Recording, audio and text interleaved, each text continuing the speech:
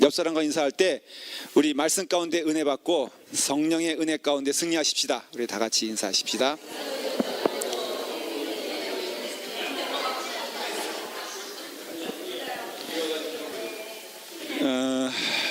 그리고 또 하나 도전이 있어요. 몇 가지 도전을 받았는데 이번에 애틀란타 교회를 갔는데요. 그 교회가 그 주일 참석 인원이 한 1,500명, 한 2,000명 가까이 된다 그러더라고요. 수요 집회를 저희가 이제 다 할 수 없이 아니라 그 순서 가운데 있으니까는 이제 예배를 드렸는데요. 한 150명도 안 되는 것 같아. 내게서 물어봤어요. 왜 이렇게 인원 교회가 큰데 왜 수요 집회가 이렇게 적으냐 그러니까 이것도 많이 늘은 거래요. 그래서 내가 우리 교회를 딱 보니까는 우리 교회는 훨씬 더 가능성이 있구나. 얼굴 그렇지 이래 이제는 거 이렇게. 제가 또 하나 느낀 거는요, 그게 복잡한 게 없더라고요. 제가 오늘도 기도하면서 환상 아닌 환상을 봤는데요, 우리 교인들이 이 말씀을 사모하는 금요 집회 다 나오면요, 저는 정말로 능력의 하나님의 자녀들 될 걸 좀 믿습니다. 이게 복잡한 게 가정, 제가 늘 하는 얘기 있잖아요. 가정 세미나 잘 들어서 가정 잘 되는 거 못 봤고요. 치유 세미나 이런 거 필요 없어요. 저는 그렇게 생각해요. 제 자신은 그냥 금요 집회 나와서 꾸준하게 말씀드리면 여기에 힐링이 있고 여기에 목적이 있고 여기에 기쁨이 있을 줄 믿어요. 그래서 제가 여기서 기도하면서 내가 강조도 해야 되겠다. 이 교인들은 또 하나 특징은요, 이신점심은 없어. 점잖은 목사님의 교회 가운데 부흥 안 되는 게 이유를 알겠는 게요, 저는 이렇게 알아서 해줄 줄 알잖아요. 천만에 알아서 하는 교인들 한 명도 없더라고. 그래서 주일날에는 부탄히 잔소리해야 되겠어. 무슨 잔소리 하겠어 제가. 그렇죠. 헌금 많이 내라. 이번에 또 도전받은 거는요, 전반적인 목사님들의 특별히 이렇게 초대한 애틀란타 교회 목사님, 그렇죠. 자기는 헌금을 꼼꼼히 다 본대. 그리고 헌금 안 내는 교회는 믿음 없다고 딱 생각한대. 왜냐하면 인간이 가장 귀하다고 생각하는 게 물질인데, 이 물질을 하나님께 내놓지 않고는 믿음이 형성되지 않는다는 뜻이. 저도 맨 처음에는 그거 들으니까요, 갑자기 또 도전이 되는 거 있죠. 왜냐하면 저는 여러분들 누가 얼마 내는지 정말 몰라요. 내가 그랬죠, 거꾸로. 모르니까는 건축원금도 열심히 내고 11조도 열심히 내는 것 같은데, 근데 거기서 그 말했다가는 전반적인 분위기에서는 이렇게 돌맞을 분위기더라고요.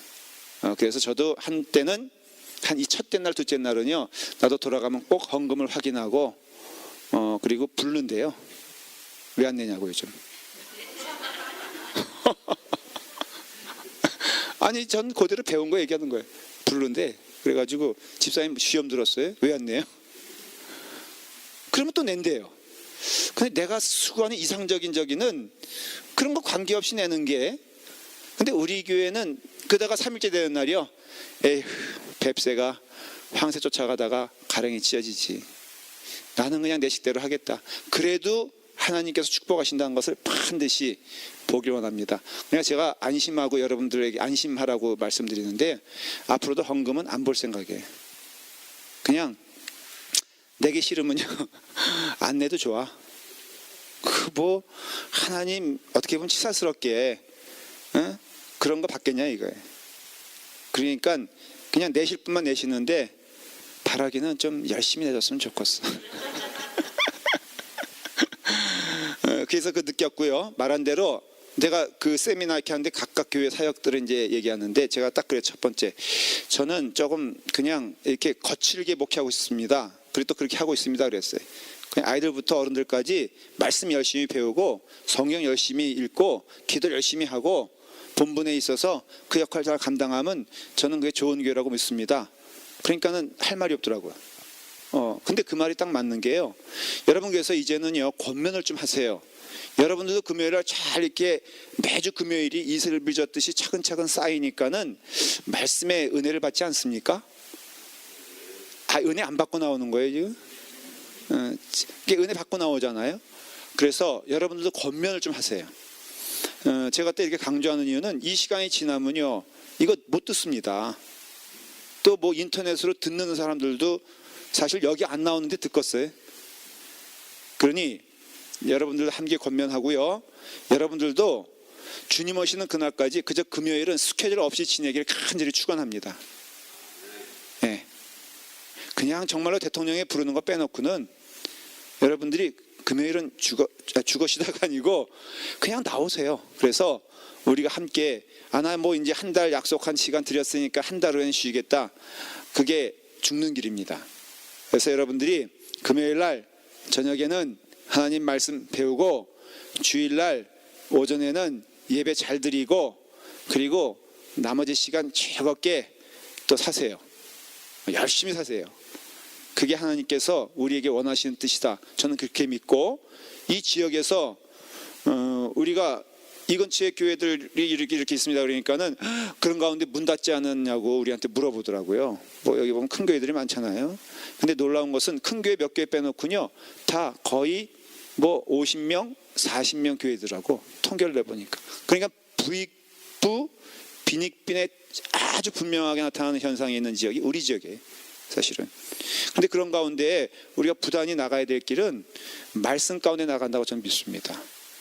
굳이 이 지역에서 이거다라고 내세울 수 있고 특화된 교회라 그러면은 저는 말씀 가운데 충실하게 한 걸음 한 걸음 우직하게 나가는 교회, 반드시 하나님께서는 때가 되면은 축복해 주시고 또 은혜 가운데 우리 교회를 기쁨으로 사용해 주실 것을 믿기 때문에 제가 이번에 세미나 통해서 배운 건 그거예요.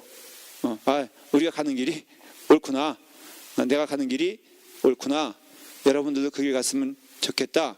그리고 딱 가보니까요. 그래도 이렇게 있으니까는 우리 교회 3분의 1은 온 것 같지 않아요? 교인들의? 어떤 것 같아?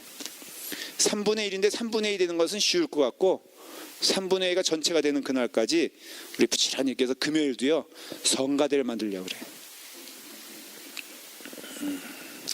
그 웃는 모습이 별 시원찮아요. 예, 그래서 아멘. 최정한 어머님 아니에요. 저기 목소리가 그 주일날 목소리지 금요일까지 우리 듣기는 좀 거북한 것 같아. 거기 있는 목사님들이 이렇게 얘기하더라고요. 그러니까 또 교인들이 은혜를 받아 그거에. 상처받는 게 아니라 최정님 은혜 받았지 제가 이렇게 하니까. 제가 또 그런 사람 골라서 하지. 그냥 주 앞에서 그냥 낮아지고 좀 재미있게 살았으면 좋겠어요. 거기서도 저도 아주 기쁨으로 서로 비교당하지 않고 비교하지 않고 아주 즐겁게 저보다 근데 하나 배운 게 있어요. 제가 수요일 날 설교를 들었거든요. 그분이 누구냐면은 그 우리 인디안 선교 가잖아요. 저기 애리조나 호피족 그 지금 임 선교사님 전에 선교사님 예? 권사님은 어떻게 이렇게 잘 알아요?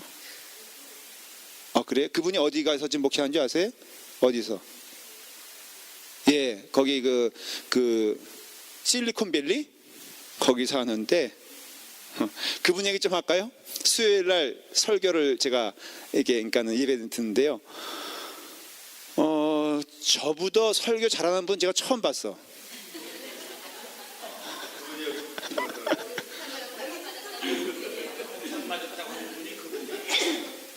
그런 용어 쓸만해. 내가 수요일에 들어보니까는 상당히 독특하더라고요. 그때 은혜로 왔어요? 괜찮았어요? 저보다 못해요?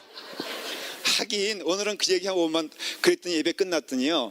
그쪽 인사하는데 목사님 하면서 반갑게 인사하는 분이 있어요. 근데 여선교회 여기 그 전국 그 연합회 이만 수련회가 여기 있었거든요. 그때가 말씀을 전했는데 그 애틀란타 교회에서 오셨더라고요. 그러니까 수요일 날 저를 만난 거예요. 자기가 처음으로 이렇게 은혜를 뜨겁게 받았다고. 우리 담임 목사님 옆에 있는데 제가 그 얘기는 그렇고. 그래서 그 목사님이 그 선교사 그분이 이제 설교하시는데요. 참 은혜 받았는데 이랬다는 거예요. 교회가 부흥했어요. 우리도 열심히 해야 되겠더라고요. 개척한 목사님들이 몇 분 있는데요. 개척했는데 막 부흥하는 교회들. 이번엔 사실은 좀 젊은 목사님들, 그 다음에 사이즈가 한 중형인 목사님들, 특별히 어떻게 보면은 선택받아서 와서 이제 함께 비전을 나눈 거예요. 어떻게 목회할 것이냐. 연합감리교회에서 우리가 어떻게 이 이민교회에서 우리가 정말로 각 지역에서 열심히 있는 교회가 되겠느냐 하는 분들로 모였어요. 그랬는데 그 선교사님이자 그 목사님이요 이렇게 얘기하더라고요. 교인들 30명 될 때 야 우리 한번 이번에 100명 채워보십시다. 그렇게 했대요. 그래서 작정하는 날 교인들이 다 와서 이제 기도에 뜨겁게 하고선 문을 걸어 잠가 버렸대. 그리고선 광목천을 여기다가 쫙 앞에다 놓고 그 다음에 100명 쓰시오. 못 쓰면은 집에 못 갑니다. 하고서 문 딱 걸어 잠그고 저기서 근데 2시간 동안 기도하고 씨름하면서 결국은 썼대요. 교인들이. 쓰고 나서는 교인 보내고 자기는 광목천 뒤집어 쓰여서 기도하는 거예요.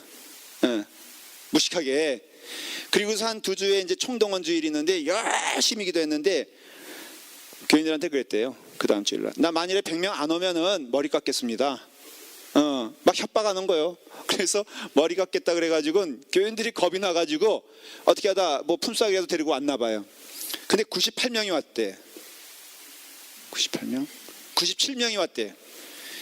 그러니까 이 목사님이 마음이 좋긴 좋은데 약속했으니까 어떻게 나 머리 깎겠다고. 그래 당장 머리 깎겠다고 난리를 치니까 교인들이 그러대요. 임산부 2명 왔으니까 99명 아닙니까? 한 명 모자르는데 예수님도 왔잖아요. 그래서 100명 채워가지고 머리 안 깎고 무사히 목회하고 그랬다 그러더라고요. 열심히 목회하고 있고 다음에 한번 이 약발이 통해서 300명 한번 해보겠다고 자기가 그러는데 야 나는 그렇게 못하거든요. 근데 나도 좀 그래 볼까. 그래서 머리 깎겠어서 고개를 끄덕끄덕하는 사람이 있는데 고개 끄덕거리는 사람은 같이 깎아야 돼. 거기 최경혜 권사님, 구세혁 권사님, 목회협조위원장이 지금 뭐 하고 있어요? 미장원 가서 머리 가다듬을 놓을 게 아니라 삭발을 해서라도 교회를 부흥시켜야지. 그래서 제가 도전을 좀 받고 그러나 제가 또 정말 깨달은 거는요. 우리가 우리의 길 열심히 가십시다. 말씀 배우고 정말 저는 제가 그렇게 말을 했어요. 저는 성경적 목회를 하고 싶습니다. 그래서 말씀이라고 했을 때 다 말씀대로 한다 그러죠. 그런데 저는 성경 자체를 놓고 한번 씨름해 보고 싶습니다. 그리고 교인들과 함께 씨름하면서 은혜 받아가면서 우리의 위치를 성경을 통해서 깨달아가면서 부단히 그 일 그리고 이것이 참된 진리이기 때문에 틀림없이 이 진리를 받는 자들은 목마르지 아니하고 함께 가십시다. 이렇게 기도를 하고 또 은혜를 나눴어요. 고민하는 게요. 너무나 비본질적인 문제 때문에 교회가 힘들더라고요. 전반적으로 들어보니까 어떻게 보면 우스운 얘기들 때문에 뭐 속상해 다 사람 때문에 장로 직분 안 줬다고 뛰쳐나간 사람들 이런 얘기도 하고요. 그 다음에 자기를 안 알아줬다고 하는 사람들 때문에 쫓겨나가고요. 뭐 이런 얘기들이 들려오면서 인간은 똑같다는 걸 깨달았어요. 동일해요. 어느 교회나 고민하는 것 똑같고 뚫고 나가는 것 똑같고 거기서 주저하는 것 똑같고 그러니까 우리도 인간에게 껴서는 이게 주저앉을 수밖에 없는 이 구조에서 우리가 하나님 만나서 한 영혼이 그래서 저는 여러분들이 나쁘다는 것도 아니고 좋다는 것도 아니고 똑같다라는 것을 배우고 왔어요. 왜냐하면 어느 교회나 똑같으니까는. 그래서 우리가 그런 가운데 은혜를 더욱더 받길 원하고요. 우리 금요일날 열심히 나와서 하나님 말씀 들어 변하는 걸 여러분들이 먼저 보여주고 그리고 그런 가운데 귀한 역사가 일어나는 우리의 기적이 우리 가운데 있기를 간절히 바랍니다. 오늘은 1장 43절부터 51절까지인데 이것만 통해서 은혜를 받으려고 그래요. 그러니까 이 부분이 여러분들이 집중적으로 우리가 다뤄야 될 말씀이에요. 오늘은 그냥 분량이 뭐라고요? 그냥 창세기 고민할 거 없고 요한복음 1장 43절부터 51절까지 주시는 진리의 말씀을 가지고 오늘 저와 함께 1시간 동안 씨름한다라고 이해하시면 되겠어요. 잘 읽고 제가 지금부터 설명해 드리는 말씀을 통해서 하나님의 음성을 듣기를 바랍니다. 우리 요한복음 1장 43절부터 51절까지 다 같이 함께 쭉 저와 속도를 맞춰서 읽도록 하겠습니다. 읽겠습니다. 이튿날 예수께서 갈릴리로 나가려 하시다가 빌립을 만나 이르시되 나를 따르라 하시니 빌립은 안드레와 베드로와 한 동네 벳세다 사람이라. 빌립이 나다나엘을 찾아 이르되 모세가 율법에 기록하였고 여러 선지자가 기록한 그 일을 우리가 만났으니 요셉의 아들 나사렛 예수니라. 나다네일이 이르되 나사렛에서 무슨 선한 것이 날 수 있느냐? 빌립이 이르되 와서 보라 하니라. 예수께서 나다네일이 자기에게 오는 것을 보시고 그를 가르켜 이르시되 보라, 이는 참으로 이스라엘 사람이라. 그 속에 간사한 것이 없도다. 나다니엘이 이르되 어떻게 나를 아시나이까? 예수께서 대답하여 이르시되 빌립이 너를 부르기 전에 내가 무화과 나무 아래에 있을 때에 보았노라. 나다니엘이 대답하되 랍비여, 당신은 하나님의 아들이시요 당신은 이스라엘의 임금이로소이다. 예수께서 대답하여 이르시되 내가 너를 무화과 나무 아래에서 보았다 하므로 믿느냐? 이보다 더 큰 일을 보리라. 또 이르시되 진실로 진실로 너희에게 이르노니 하늘이 열리고 하나님의 사자들이 인자 위에 오르락 내리락 하는 것을 보리라 하시니라. 아멘. 요한복음은 쉽다 어렵다? 여러분들은 이 말씀을 숱하게 읽었을 것입니다. 그렇죠? 굉장히 어려운 말씀입니다. 이 말씀은 하나하나 해석해 보면은 이 말씀이 갖는 뜻이 무엇인가를 우리가 굉장히 놓치는 부분이 많다라는 것을 먼저 아셔야 됩니다. 오늘 여기에 나오는 주인공은 나다네일이라 하는 말이에요.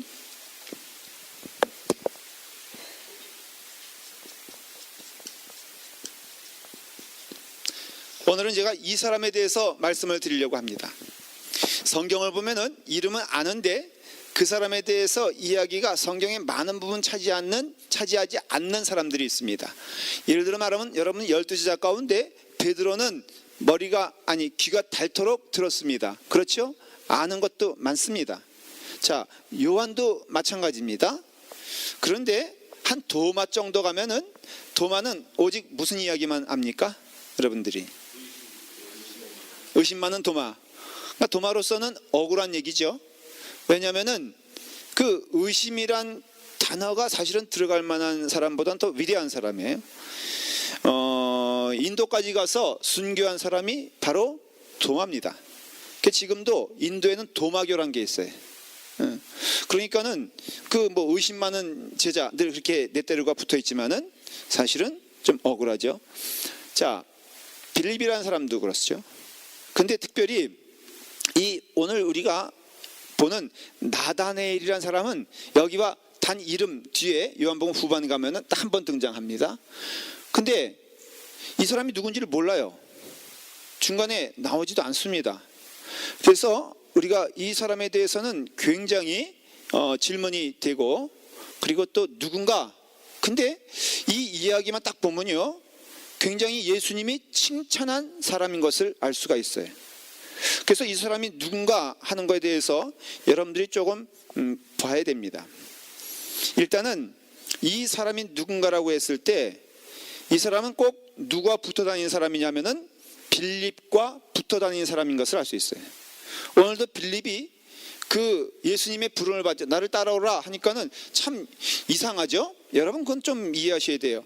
굉장히 제자들을 부를 때 단순하고 분명하게 부르고 제자들은 냉큼 순종하는 걸 볼 수 있어요. 자기 인생이 걸린 문제 아니에요? 베드로에게도 너는 이제 사람을 낚는, 물론 그 그물이 터질 만한 그런 기적을 체험했잖아요. 그런데 너는 이제는 사람을 낚는 어부가 되라 하니까는 거기에 그냥 제자들이 나오는데 그동안의 생업, 아내, 가정, 어떻게 보면은 여러분 제자들은 그 당시부터는 뭘 버린 거예요? 다 버린 거예요. 사실은 생업도 버렸죠. 가정도 버렸을까 안 버렸을까? 참 그 제자들이 부름받았는데 그 제자들의 부인들은 그 제자들이 그 모습 보면서 마음이 좋았을까? 아니면 부글부글 끓었을까?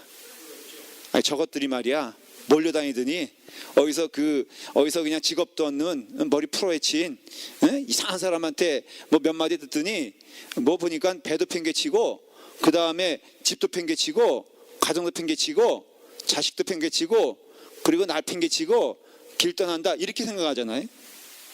그렇기 때문에 우리가 이상한 거예요. 예수님은 불렀어. 그리고 그 제자들은 대답했어. 이게요, 사실은 성경에 쓴 축약이에요, 축약.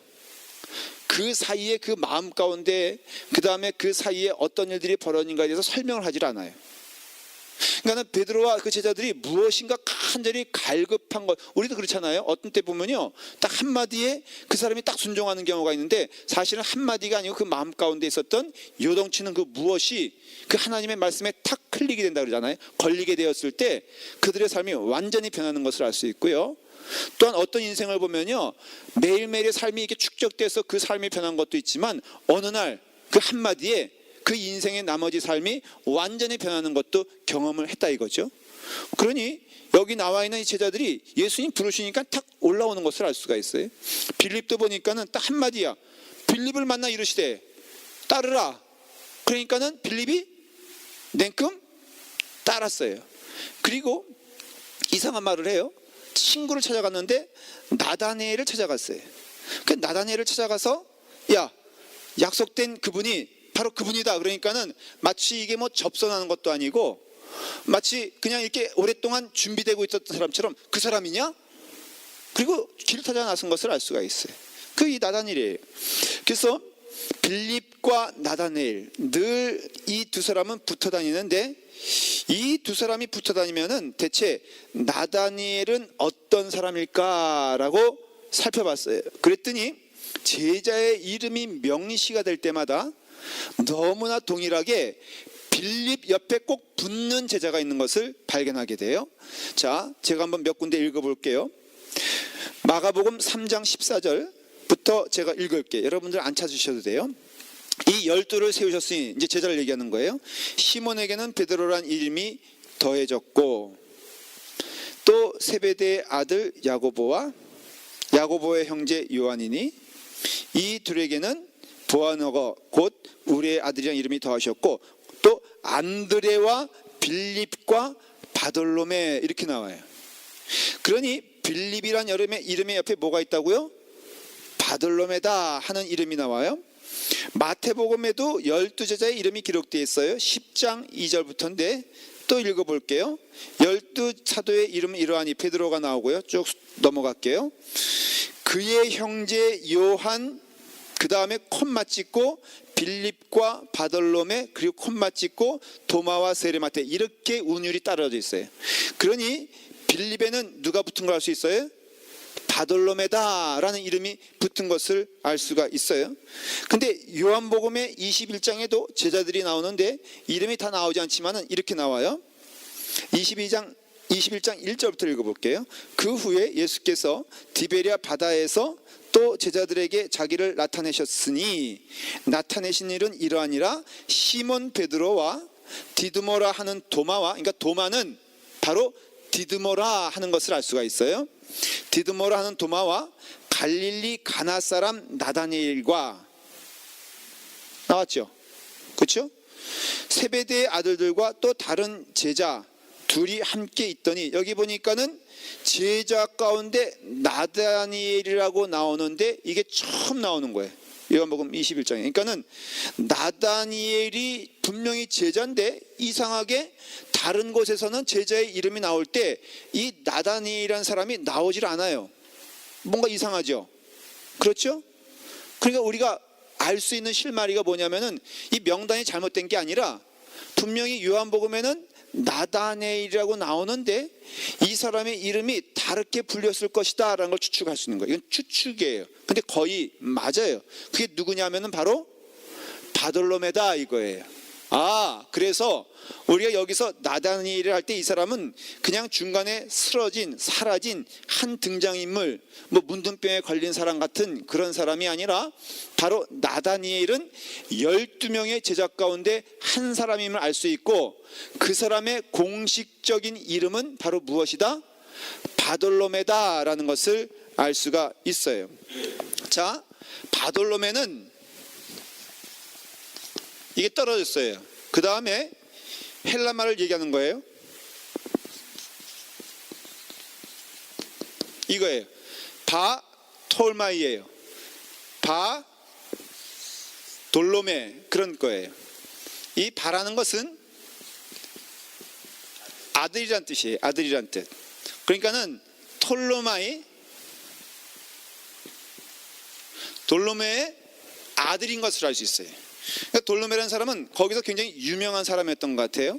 그러니까 대표적인 그 아버지의 이름을 통해서 그렇잖아요. 여러분들 이스라엘 이름의 특징이요. 바로 이렇게 누구의 아들, 어느 지방의 사람 이렇게 말하고 있어요. 이게 이름의 특징이에요. 그래서 돌로메 하는 것은 돌로메의 아들 그렇게 말을 한다는 것이죠.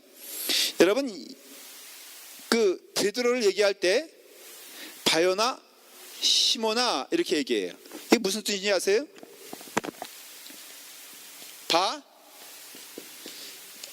쉽게 말하면 잔 이거예요. 그러니까 요한의 아들 시모나, 예수님이 풀어서 말씀한 요한의 아들 시모나, 이것이 바로 뭐냐면은 바요나, 바요한 이런 뜻이에요. 그러니 요한의 아들 시몬. 근데 그 사람 이름이 뭐예요? 베드로예요. 베드로. 바요나, 그러니까 요한의 아들 시모나, 그러니까 시몬 똑같은 거죠. 그래서 우리가 알 수 있는 것은 바로 바돌로메와 나다네엘은 같은 이름, 한 이름인 걸 알 수 있어요. 굳이 붙이자면 이런 뜻이에요. 바돌로메, 나다네엘 이런 뜻이에요. 그러니까는 돌로메의 아들 나다네엘아 이런 뜻이에요. 요한으로 말하면은 그러니까 그 베드로로 말하면은 요한의 아들 시모나, 바요나 시모나, 이건 뭐예요? 요한의 아들 시모나 한 것처럼 바로 돌로메의 아들 나다네엘아 이런 뜻이라 이거예요.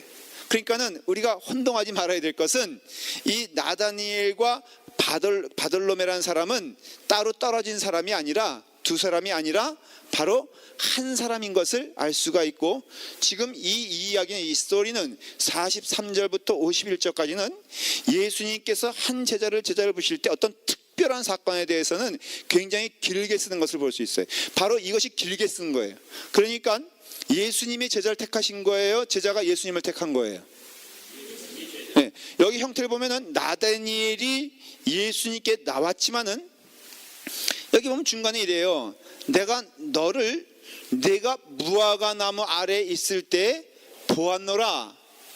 좀 이따 말씀드리겠지만은 먼저 봤어요. 누가 봤어요? 그리고 마치 기다렸다는 듯이 나다니엘이 오게 되었을 때 그를 아주 제자로 받아주신단 말이죠. 그러니 이 말씀은 사실은 그냥의 말씀이 아니라 천국의 비밀을 우리에게 보여주는 말씀이고, 조금 더 깊이 들어가면은 은혜가 무엇인지를 오늘 여기서 여러분들은 발견하게 되고 설명을 듣게 될 거예요. 자, 인물에 대한 설명은 바로 이것이에요. 바돌로메와 나다니엘은 같은 사람이요, 바로 돌로메의 아들 나다니엘이란 얘기를 오늘 여러분들과 함께 이제 말씀을 나누려고 해요. 자, 내용이 이런 내용입니다. 빌립이 나다니엘에게 가서, 야, 우리가 율법과 선지자들이 기록한 메시아 나사렛 예수를 우리가 만났다 그래요. 그러니 나사렛 예수를 지금 무엇이라고 생각하는 거예요? 메시아예요. 조금 설명할게요. 이들이 생각하는 메시아는 예수님인 게 맞습니까? 틀립니까? 이거 질문, 이거 조금 어려운 질문일 수 있는데 적어도 금요일에 오신 분들은 이해를 해야 돼요. 이걸 이해해야지 천국의 비밀이 보여요. 지금 메시아 왔다. 근데 그가 곧 나사렛 예수다 이렇게 얘기한 거예요. 그러니까는 지금 너무 급하게 온 거는, 나다니엘아, 네가 기다리던, 네가 간절히 소망하던 메시아가 나타났어. 가자. 그럴 때 이 메시아는 예수님께서 말씀하시던 메시아냐 이거예요. 자, 그러면은 빌립은 야, 그 메시아다라고 했을 때 빌립이 가졌던 생각은 나다니엘과 다를까 같을까? 다를까? 자, 그 빌립 전에 베드로가 있잖아요. 베드로도 이상하게 냉큼 쫓아간다 이거예요. 근데 베드로도 뭘 봤냐면은 이 메시아를 본 거예요. 메시아를. 지금 그 단순히 그 물고기가 차서 그들이 쫓아간 게 아니에요. 그들이 그렇게 소망하고 대망했던 그 무엇이 있음을 알 수 있어요. 우리나라에는 그런 이순신 장군이 다시 올까요? 세종대왕이 다시 올까? 우리는 그런 메시아 사상이 없어요. 그래서 이해를 못해요.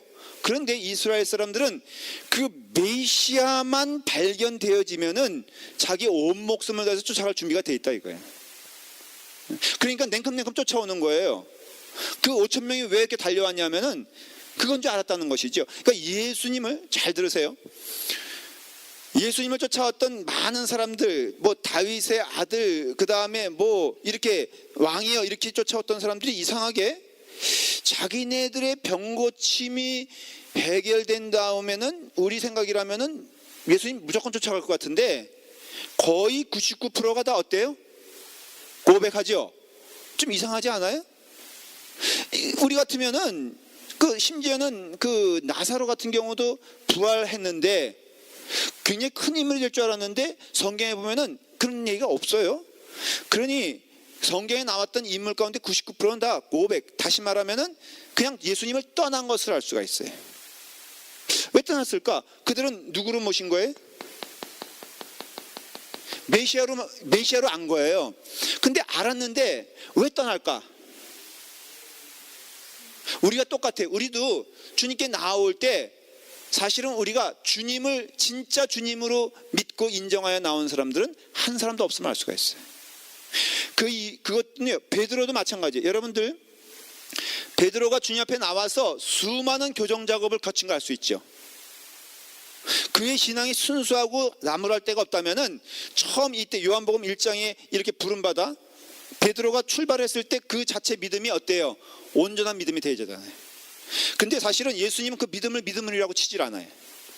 그리고 많은 어떻게 보면은 이게 막 시험과 도전과 또 수정이 있는 걸 할 수 있어요.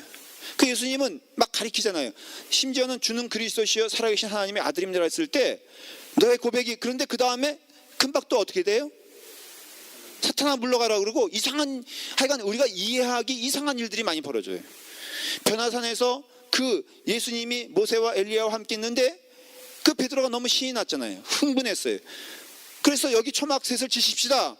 근데 그 말이 그렇게 이상해 보이지 않는데 예수님이 아주 당장 그것을 비판하시는 것을 볼 수 있어요. 그러니까 여러분들이 생각하는 그것이 아니라 무엇인가 신앙에 있어서 우리가 도전돼야 되는 부분이 있다는 것을 알 수 있어요. 이 메시아 사상은요, 예수님이 오셨고 오신 목적과 가실 목적과는 전혀 다른 그런 메시아 상인 걸 알 수 있어요. 몇 명이 12명의 제자들이 다 그런 과정을 거쳤다 이거예요. 쉽게 말하면 잘못된 믿음으로 왔다는 거예요. 아주 이게 정확히 표현하면요, 잘못된 믿음으로 왔는데 주님은 그들 가운데 훈련시키시고 택해주세요. 저는 여러분들이 잘못된 믿음으로 왔다 할지라도 온 것에 대하여 저는 기쁘고 감사하고 하나님의 축복인 줄 믿습니다. 그러나 분명한 것은 여러분들이 여기서 변화되지 아니하고 수정되지 아니하고 그 믿음이 나중심에서 하나님 중심으로 옮겨지지 않으면은 여러분들은 나중에 큰일 치르게 될 겁니다. 그러니까는 이 베드로도 그렇고요, 부름받아 처음부터 완전한 자가 아니라 부름받았고 나온 이유, 부름받았다는 것은 거기에 대한 반응인데 나오잖아요. 예수님의 부름은 흠이 없지만은 그 부름에 반응한 그 제자들의 반응은 흠이 있었어요. 지금 오늘도 이 얘기가 쭉 그렇게 이제 전개되는 것임을 볼 수가 있어요. 쭉 메시아가 나타났다, 갈릴리에서 나타났다 그러니까는 나다나엘이 할렐루야 이게 아니라 아주 시군둥해가지고 뭐라고 말해요? 나사렛에서 무슨 선한 것이 나겠느냐라고 해요. 이거는 뭐예요? 한마디로 말하면 나사렛에서 메시아가 나오는 것은 아니다라는 것이에요. 이 나다나엘은 직업이 뭔지는 잘 모르겠지만 그 12제자 가운데 굉장히 율법적인 면에 있어서 지식이 충만한 사람인 것을 알 수 있어요. 어쩌면 이 사람은요, 율법사일지도 몰라요. 그 근거가 몇 가지가 있어요. 그러니 이 나다니엘은 처음 딱 들었을 때 이미 이는 구약의 정통하니라 메시아는 어디서 나온다고 믿었어요? 그 유대인들이 가졌던 메시아상에 베들레헴이 굉장히 연관이 있습니다. 왜냐하면 미가서에 보면요, 미가서 5장 2절에 보면은 베들레헴아 베들레헴 에브라다야 너에게서 이스라엘의 왕이 날 것이다. 이것은 헤롯 왕의 선지자들도 해석한 거예요. 이미 그 당시의 율법자들이라면은, 율법에 능통한 자들이라면은, 아니 이스라엘 사람들 마음 가운데에는 사실 메시아는 어디서 나온다? 베들레헴에서 나온다라고 믿고 있었어요. 왜 그럴까? 성경에 대한 예언이 있지만은 그 예언과 함께 믿는 게 있었어요. 그게 무엇이냐면 이스라엘 사람들의 메시아과는 철저히 어디와 연관이 되어 있냐면은 다윗과 연관이 되어 있어요. 다윗과. 그러니까 다윗과 베들레헴은 뛸 수가 있다 없다? 베들레헴은 어떤 곳이에요? 네? 베들레헴은 아니 자신 있게 틀려도 좋아요. 대답할 수 있잖아요. 베들레헴은 어떤 곳이다? 이새의 아들 다윗의 고향이 어디예요? 아 몰라요?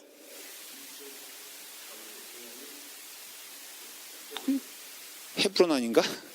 숙제 다음 주까지 다윗의 고향이 어딘지 알아오십시오.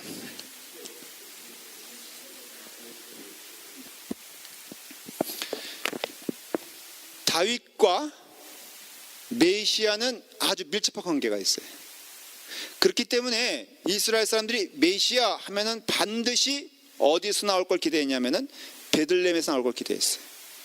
왜냐하면 다윗과 연관되어 있기 때문에. 그래서 지금 이 나다니엘이 아니 메시아 하면은 일단은 베들레헴에서 나올 것이기 때문에 안 되고, 그 다음에 나사렛에서는 절대로 선한 것, 선하다는 것은 하나님의 것, 착하고 그런 게 아니라 하나님의 것, 그런 뜻이에요.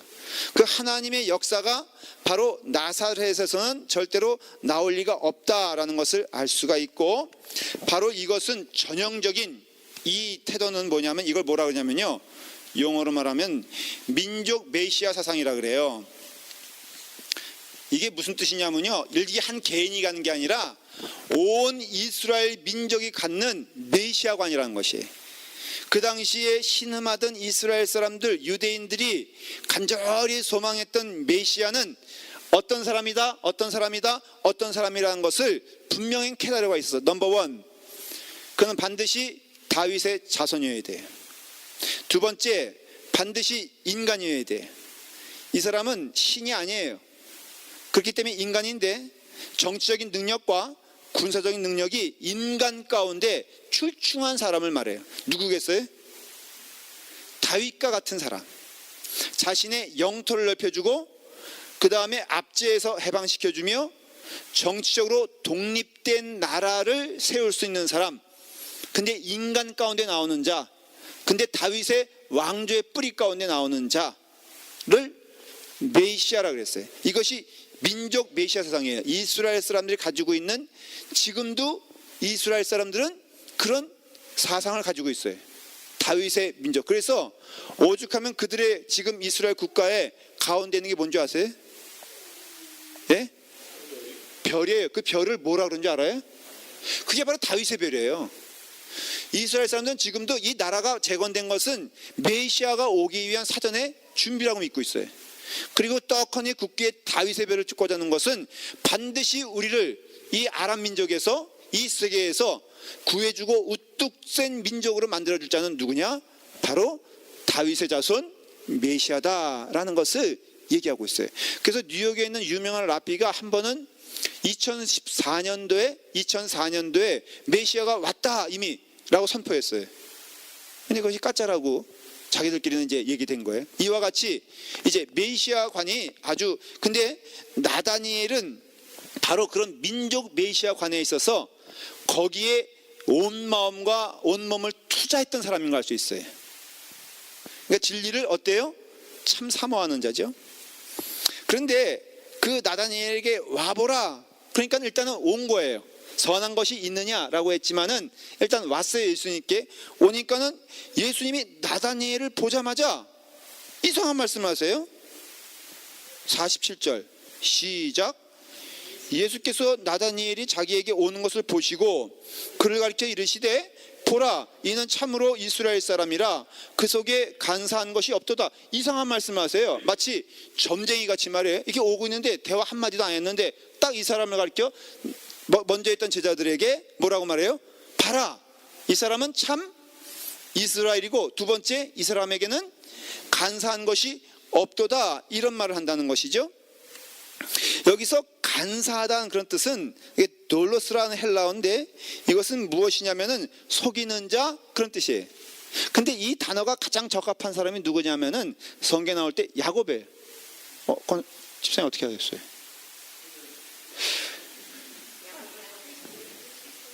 야, 이 정도가 돼야 돼. 저를 앞질러서 제 표현을 쓴 분은 이관희 집사님이 처음인 것 같아. 저분이 혹시 메시아가 아닐까? 근데 생긴 것도 예수님처럼 생기지 않았어요? 말도 별로 잘 못하시고, 생긴 것도 그닥 내세울 거 없고.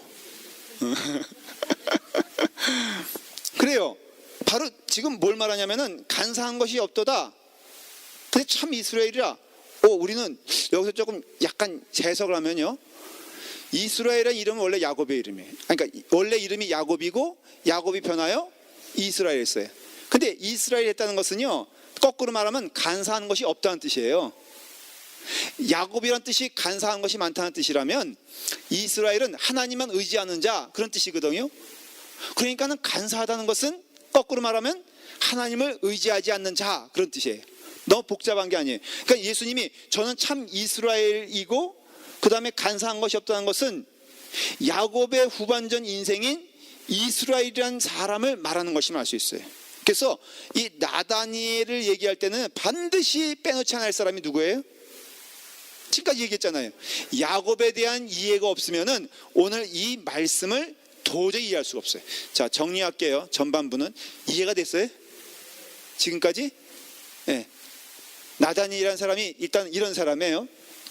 그러니까 예수님의 깡 무시하면서 왔는데 예수님은 턱하니 그에게 그렇게 말을 하면서 아주 엄청난 축복을 해줘요. 아니, 선포를 해주셔요. 그런데 그 말을 듣는 나다니엘이 너무나 재밌는 반응을 보여요. 48절 시작. 나다니엘이 이르되 어떻게 나를 아시나이까. 이게 굉장히 이게 생각해보면 이상한 얘기예요. 대화가 지금 이게 선문학과 같아요. 저는 참 이스라엘이요, 그 다음에 간사한 것이 없는 자다. 그러니까는 그럼 우리 상식적으로 그런 얘기 누가, 예를 들어서 여러분들이 저한테 목사님은 어쩌면 그렇게 좀 너무 식상하니까는 목사님은 어떻게 그렇게 말씀을 잘하세요? 그러면 저도 그렇게 생각을 해요. 그러면 제가 어떤 사람이에요? 교만하죠. 아니면은 정신이 좀 왔다 갔다 하는 사람이 있죠. 그렇죠? 왜냐면은 사실이 아니니까. 근데 제가 누가 목사님 너무너무 잘생겼어요 그러면은 저도 그렇게 생각해요. So do I. 그러면은 이건 어떤 사람이에요? 아니죠. 무슨 간사야. 극히 정상적인 사람이죠. 왜? 진실을 말하는 거니까. 자, 그러니까 지금 나다니엘은요, 이상해. 너는 참 이스라엘이니요, 그 다음에 간사한 것이 없다. 그러면은 아유 주님, 제가 어떻게 그런 사람입니까? 저는 절대로, 세례 요한의 겸손을 보세요. 나는 그의 신들매도 풀지 못할 사람이다. 아니, 세례 요한도 그러는데 나다니엘이 무슨 주제로 지금 뭐라고 말하냐면은 어떻게 하셨어요? 그러니까는 나도 그렇게 생각하는데 이 주님도 그렇게 생각하시는군요. 맞아요. 내가 보기에도 참 이스라엘이니요, 간사한 것이 없는 것 같아요. 이런 뜻이 아니에요 지금. 그러니까는 지금 어쨌든 나다니엘이 내가 그런 것을 가지고 생각했던 것을 주님은 어떻게 하십니까? 그런 뜻이에요. 쉽게 말하면은 내가 고민했던 건데, 그게 내가 마음 가운데 가장 품고 있었던 구도의 길인데 주님은 나와 대화도 아니하시고 어떻게 그것을 알고 계셨나요? 이런 뜻인 거예요. 이해가 되셨죠? 나다니엘이 그 말을 듣자마자 또 이해할 수 없는 반응을 보여요. 나를 아시나이까? 그러니까 예수님께서 너 무화과 나무 아래에 있던 거 내가 보았다라고 말을 해요. 그러니까는 거기에 갑자기 뜬금없이 나다니엘이 뭐라 그럽니까? 그 다음에 나다니엘이 대답하되 49절에 랍비여 당신은 하나님의 아들이시요 당신은 이스라엘의 임금이. 갑자기 이게 대화가, 여러분들이 그냥 졸린 상태로 읽으니까는 아유 이러니까 은혜 받는다 그러지만 이 이야기를 가만 분석해 보면요, 이게 굉장히 황당한 얘기라. 내가 너 무화과 나무 아래서 무슨 일이 벌어졌길래 대체, 그렇죠? 대체 이게 무슨 무화과 나무 아래 있다는 것이 무슨 의미가 있길래 이걸 알아야 돼요. 우리는 그냥 무화과 나무, 그냥 뽕나무 아래 있는 거랑 뭐 무화과 나무 아래 있는 거랑 뭐 소나무 아래 있는 거랑 뭐 소나무 아래에서 뿌리 뽑고 있었나? 이렇게 생각하잖아요. 그런데 예수님이 무화과 나무 아래 있던 너를 보았다 그러니까는 갑자기 나다니엘이 당신은 누구라고요? 하나님의 아들. 아주 엄청난 신앙 고백을 해요. 하나님의 아들이시요 이스라엘의 임금이시더라. 누구를 고백하는 건지 아십니까? 이게 지금 메시아를 고백하는 거예요. 메시아. 근데 어떤 메시아? 민족적 사상을 가졌던 메시아예요. 그러니까 지금 나다니엘이 고백하는 걸 여러분 이러니까 신앙 고백이다, 이게 아니에요. 이건 신앙 고백이 아니에요. 주님이 원하시는 신앙 고백이 아니에요. 그러나 사모하는 마음으로 나왔던 사람. 우리와 똑같죠. 여러분, 자녀 문제를 가지고 기도하는 게 이렇게 잘못된 겁니까? 아닙니까? 절대 아니에요. 승진을 위해서 주님께 매달리는 것 죄입니까? 아닙니까? 그것도 아니에요. 무시하지 마세요. 그러나 하나님은 나온 자들을 반드시 고쳐주세요.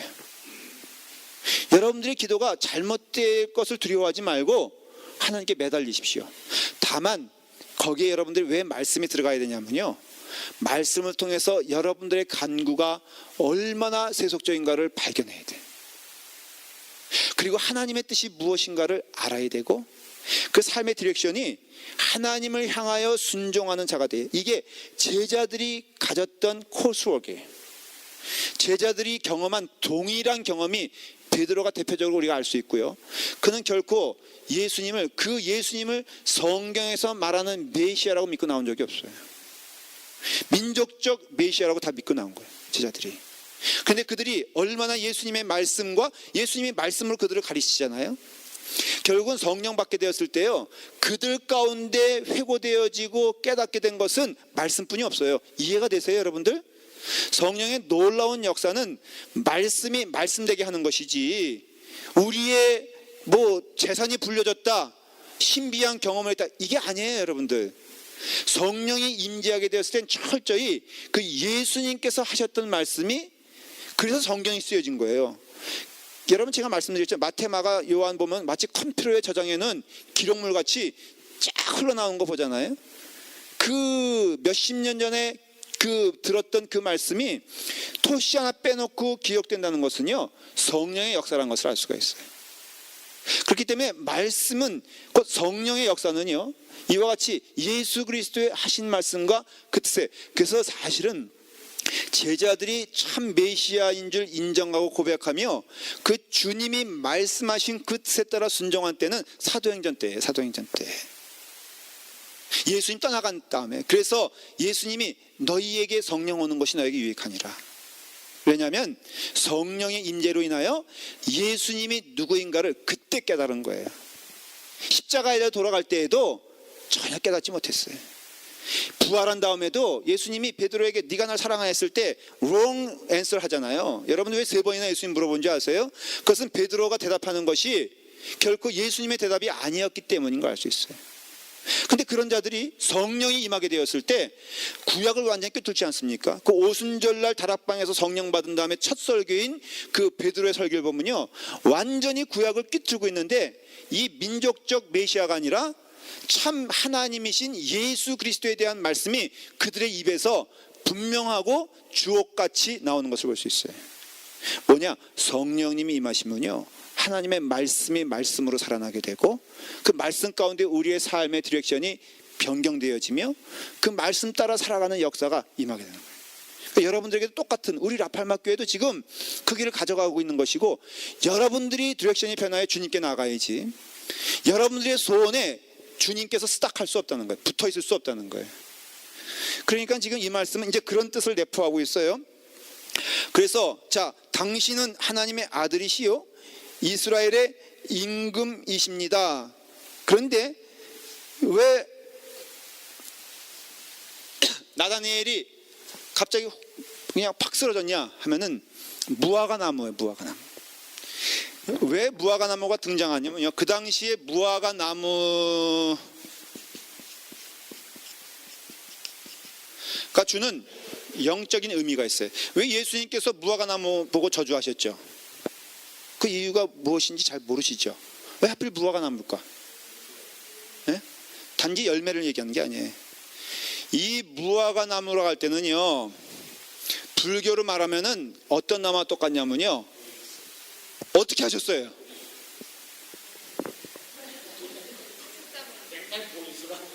그 제가 지금 얘기하려는 단어가 보리수였어요.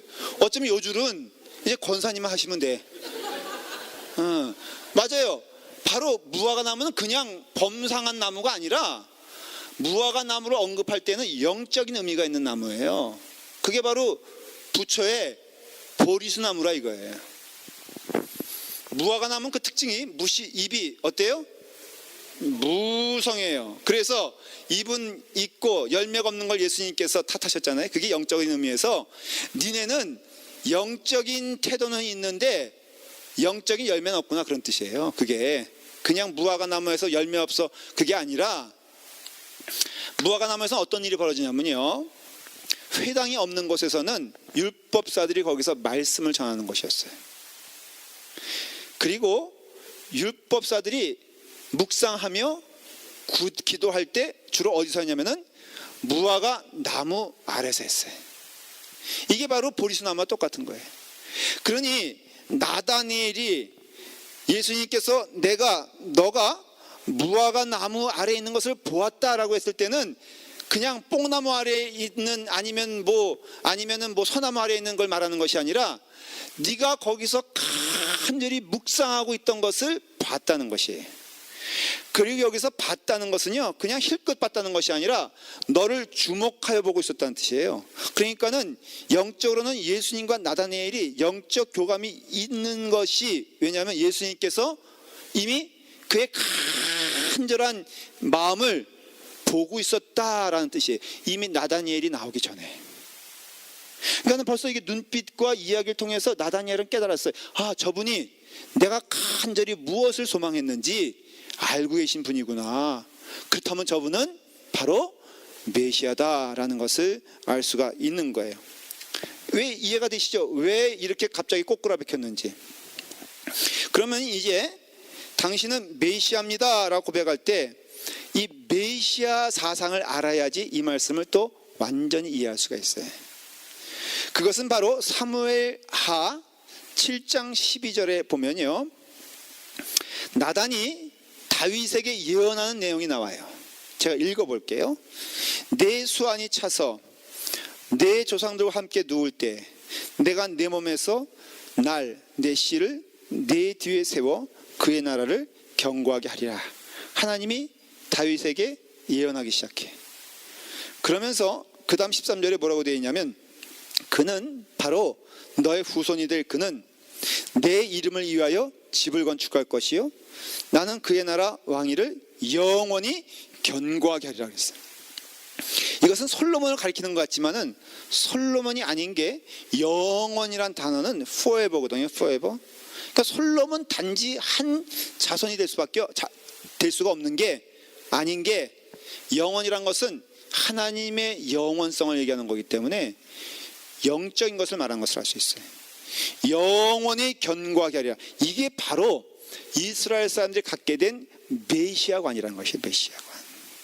근데 이 메시아관이 어떻게 흘러가냐면은, 이제 이 이스라엘 사람들이 첫 번째 갖던 메시아관은 진짜로 다윗 자손을 통한 약속이에요. 그래서 이스라엘 나라는 무너질 수 없다는 불패가 거기서 형성이 되는 거예요. 그래서 이스라엘 나라는 무너질 수 없다고 했는데 그 물리적인 그런 약속된 메시아관이 무너지기 시작해요. 왜 무너지기 시작하냐면은 그 솔로몬 아들 르호보암 통해서 완전히 나라가 두동강이 나잖아요. 이미 거기부터 그 메시아, 이 다윗의 나라가 무너질 수 없다는 이것이 데미지가 가기 시작했어요. 그랬죠? 그 다음에는 북이스라엘 어때요? 무너지죠? 남유다 무너지죠? 그러니까는 둘로 갈라진 게 BC 931년이고 북이스라엘이 722년, 그 다음에 남유다가 586년 통하여 이스라엘 사람들은 포로가 돼요. 그러니까는 이 물리적인 메시아 사상은 완전히 무너지게 돼요. 그렇죠?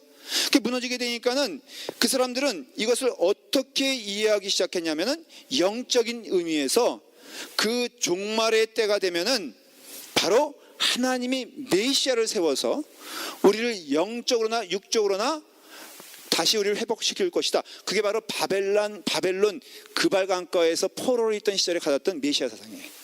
그게 바로 유대주의예요. 그래서 그 500년 이후에 생겨난 것이 무엇이냐면은 바로 유대주의예요. 유대주의. 여러분들이 유대인이란 단어도 그렇고요. 이건 바로 주이시거든요. 주다. 그러니까는 그 12족속 가운데 마지막 족속이 남죠. 그게 무슨 족속이에요? 유다 족속이에요. 바로 그 족속. 지금 자기들의 이 핏줄은 유다 족속이고 나머지 루벤이라든가 베냐민이라든가 아니면 에브라임 족속은 다 사라져 버리고 그 에브라임 족속을 대표되는 것은 사마리아로 갔기 때문에 자기네 오직 유다. 그 여러분들 질문에 답이 되죠.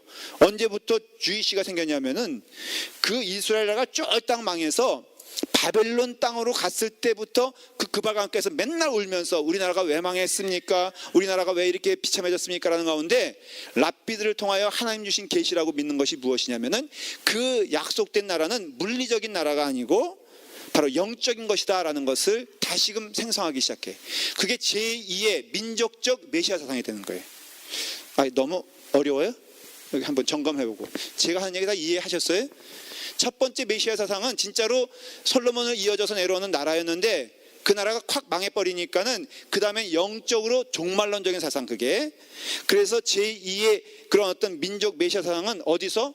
그발강가에서 유대주의로 나타나면서 이것이 예수님 당시에 나왔던 모든 민족적인 메시아 사상은 바로 이 두 번째 바벨론 포로에서 형성된 메시아 나라였다 이거예요. 이스라엘 사람들은 그 다음부터는 정식 나라를 바벨론 포로된 다음부터는요 없었어요. 로마 시대 앞전까지 오기까지 그전에는 그리스였고 그전에는 페르시아였고 그전에는 바벨론이었고 그전에는 아수르를 통해서 통치가 됐기 때문에 그 솔로몬의 왕국은 없어진 거예요. 다윗의 왕국은.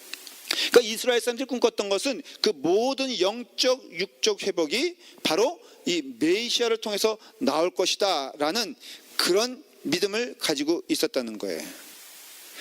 그렇기 때문에 이 나다니엘은 그런 믿음 가운데 있던 사람인데 이렇게 예수님께서 말을 하세요. 자, 이제 그런 관점에서 50절 시작. 예수께서 대답하여 이르시되 내가 너를 무화과 나무 아래에서 보았다 함으로 믿느냐? 이보다 더 큰 일을 보리라. 잠깐 스톱. 보니까 여기서 이렇게 말씀하세요. 너의 믿음을 내가 봤다. 무슨 믿음이겠어요? 네? 메시아 믿음. 이 믿음은 어떤 믿음이라겠어요? 예수님이 말씀하시던 메시아인가요? 아니에요. 그러니까 여기서 뭐라 그래요? 내가 이걸 믿느냐? 너가 그걸 믿느냐? 그런데 그 다음 이보다 더 큰 일을 보리라 라고 하면서 그 다음 절로 넘어가면 그 큰 일이 뭔지를 알아요. 시작. 또 이르시되 진실로 진실로 너희에게 이르니 하늘이 열리고 하나님의 사자들이 인자 위에 오르락내리락 하는 것을 보리라 하시니라. 이상한 말씀을 하세요. 너가 그 믿음 가운데 더 큰 것을 보길 원하느냐? 볼 것이다. 근데 그것이 뭐예요? 하늘이 열리며 누가? 인자는 누굴 말해요? 예수님을 말해요. 그분이 오르락 내리락 하늘과 땅을 오르락 내리락 하는 나다니엘이 얘기했던 분은 하나님이 아니에요. 그 메시아는 인간이에요. 근데 예수님은 너가 더 큰 것을 볼 것인데 너 앞에 있는 내가 바로 하나님이라 이거예요. 그래서 하늘과 땅을 왔다 갔다 하면서 연결시켜주는 인자다라는 것이에요. 그게 더 큰 것을 보리라, 예언적인 말씀이죠. 그러면서 너를 내게로 이끈다라는 말이에요. 조금 더 얘기하면요, 이것은 뭘 말하냐면요, 지금 나다니엘은 누굴 찾아 나섭니까? 메시아를 찾아 나서요. 간절히 무화과 나무 아래서 그것을 소원했고, 내가 그분을 만나기 위해서라면은 나의 인생에 모든 것을 버려서라도 나 주님을 만나겠다. 내가 그 메시아를 만나겠다. 내 재산을 다, 그래서 베드로고 뭐건 다 팔아제낀 거예요. 근데 예수님께서는 그것은 큰 믿음이에요, 작은 믿음이에요? 아니, 내 모든 걸 팔아서라도 내가 나가겠다는데, 여러분, 그것을 예수님은 지금 큰 믿음이라고 얘기하시는 거예요, 작은 믿음이라고 얘기하시는 거예요? 작은 믿음이에요. 왜냐하면 이게 뭐가 연결되냐면요, 율법과 연결되는 것이에요. 다시 말하면 내가 열심히 주님을 찾는 것으로 역사가 일어나는 것이 아니라 하늘로부터 내려오는 은혜를 네가 경험할 것이다, 그런 뜻이에요, 여기서. 그러니 이것은 우리식으로 말하면 우리의 모든 구원은 행위로 이루어지는 것이 아니라 은혜로 이루어짐을 예언적으로 말씀하시는 거예요. 지금 나다니엘을 통해서 예수님은 뭘 말씀하시냐면은 행위로 구원받는 자의 노력을 말하는 것이 아니라 네가 그렇게 왔느냐? 그러나 너는 더 큰 것을 보게 될 것이다. 그것은 무엇이냐? 하나님의 놀라우신 은혜가 너를 지배하게 될 것이며 너를 구원시키며 너를 이끌 것이다 라는 것이에요. 여러분, 우리는 그냥 수돗물처럼 이렇게 잘잘 나오는 우리의 노력으로 그냥 겨우 주님을 찾아 나서는 것이 아니라 하나님의 놀라우신 은혜가 우리를 지배하시는 것을 믿으십니까? 여러분들이 헌금 바치면 하나님께서 축복해 주시겠다라는, 아주 안 바치면 하나님께서 외면하시겠다는 어떤 그런 인간적인 행위로 구원받는 것이 아니라 그 죄인을 그 무조건적인 사랑과 은혜로 구원시키시는 하나님의 놀라우신 은혜 가운데 있는 걸 믿으세요? 바로 지금 그것을 나다니엘에게 얘기하고 있고, 그것을 바로 우리에게 지금 얘기하신 것임을 알 수가 있어요. 지금 이것은요, 야곱과 깊은 연관이 있다 그랬죠. 다음 주에는 이제 제가 이 말씀을 통해서 야곱에 대해서 말씀을 드릴 거예요. 지금 오늘은 예고편이었고 다음 주에는 본편이에요. 이광희 집사님 궁금할 것 같아, 안 궁금할 것 같아? 궁금하죠? 그렇죠. 이 비밀을 알아야 여러분들은 은혜 가운데 살아가는 것이 무엇인지, 왜 야곱이 이스라엘이 되어야 하는지 지금 그 얘기를 하고 있는 거예요, 사실은. 그래서 너는 참 이스라엘이요, 간사한 것이 없다는 것은 너는 야곱인데 이스라엘이 됐다는 것을 말하는 것이고, 우리의 신앙생활도 야곱에서 이스라엘로 변해야 돼. 그 야복강의 사건이 대체 무슨 의미가 있는지를 여기 이 말씀을 통해서도 해석을 하고 있는 거예요. 왜 야곱이 온 재산을 다 버리고, 왜 야곱이 자기 아내까지 보내가면서, 왜 야곱이 야복강에서 하나님과 씨름할 수밖에 없었는가? 그가 참 의지하는 것이 무엇이 되어야 하는가? 그가 무엇을 통해서 구원을 받았는가에 대해서 여러분들은 깨닫지 못하면은 여러분들의 믿음 생활은 늘 그 자리에서 헤맬 수밖에 없습니다. 다음 주에는 그 말씀을 더 깊이 나눌 때 귀한 은혜가 있기를 바랍니다. 자, 우리 함께 기도할 때 크게는 천국 소망을 가지고 기도하십시오. 두 번째는 라팔마 교회를 위해서 기도하십시오. 그리고 우리 삶 가운데 정말로 본질적인 믿음이, 은혜로 구원받은 자의 기쁨이 우리 가운데 넘치게 해달라고 기도하시고, 이 금요 집회 이 자리가, 이 귀한 자리가, 이 생명을 놓고 얘기하는 말씀을 나누는 이 자리가 차고 넘치는데 여러분들 도구 삼게 해달라고 기도하시고, 주의 은혜 가운데 이 전이 하나님의 말씀으로 풍성해질 수 있도록 간절히 기도할 때 하나님의 놀라우신 은혜의 역사가 우리 가운데 임할 것을 믿습니다. 우리 다 같이 함께 주여를 이번에는 3번 외치도록 하십시다.